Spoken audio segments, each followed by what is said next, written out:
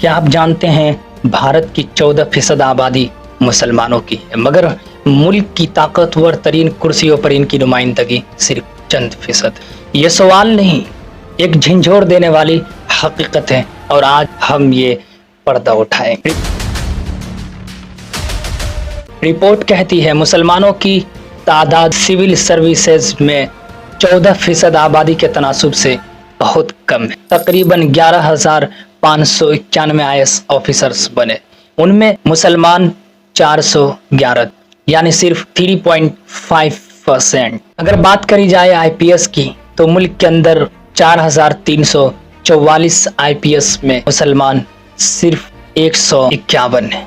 वहीं इनके अलावा 86% के तनासुब के एतबार से देखा जाए तो 11,158 IAS ऑफिसर्स हैं, जबकि IPS 4,198। मदारिस के बच्चे ईमान सीखते हैं मगर दरमियान से छोड़कर चले जाते हैं और ये कहते हैं कि हमें बड़े ओहदे चाहिए। और मालूम नहीं इन तलबों को ऐसी कौन सी फिक्र लाहिक होती है कि ऐसे ओहदे लेकर फिर वो वापिस क्यों नहीं आते हैं मुआशरे और सोसाइटी के अंदर। वो दीन का जज्बा और दीन की खिदमत करने की नीयत से निकलने वाली वो जो लगन थी आखिर कहाँ चली जाती। इतने सारे स्टूडेंट्स आला अफसर बनने की नीयत से जो निकलते हैं सोसाइटी में आखिर कहाँ गुम हो जाते हैं। बहुत सारे बच्चे ऐसे हैं जो स्कूलों के अंदर पढ़ते हैं, यूनिवर्सिटी में इन करते हैं और कॉलेज में एडमिशन लेते हैं, लेकिन फिर भी हमारी तादाद क्यों नहीं बढ़ती।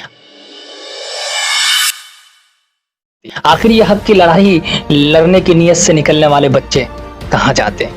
और फिर मदारिस के बच्चे पर रोना रोते कि ये मदारिस के बच्चे मदारिस के अंदर सिर्फ दीन सीखते हैं और मुल्क कमजोर होगा। खैर जो हुआ सो हुआ, छोड़िए। अब एक मंजिल और एक हदफ मुतय्यन कीजिए और उठिए और अपने ख्वाब की तरफ बढ़िए।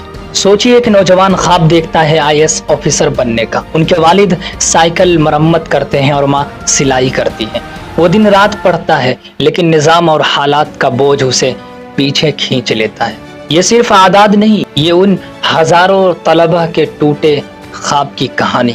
ये 4% नहीं, ये तो सिर्फ 4% ख्वाब हैं जो बार बार देखे जाते हैं और बार बार टूट जाते हैं। लेकिन सवाल ये है कि क्या हम हमेशा खामोश रहेंगे? नहीं और हरगिज नहीं। वक्त है कि तब्दीली लाए जाए।